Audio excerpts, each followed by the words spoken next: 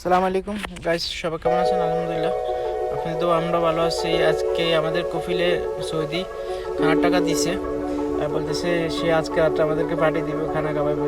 তার ছেলে আসার কথা ছিল, তো ছেলে আবার বাড়িতে চলে গেছে, একটা কাজ ছিল তাই।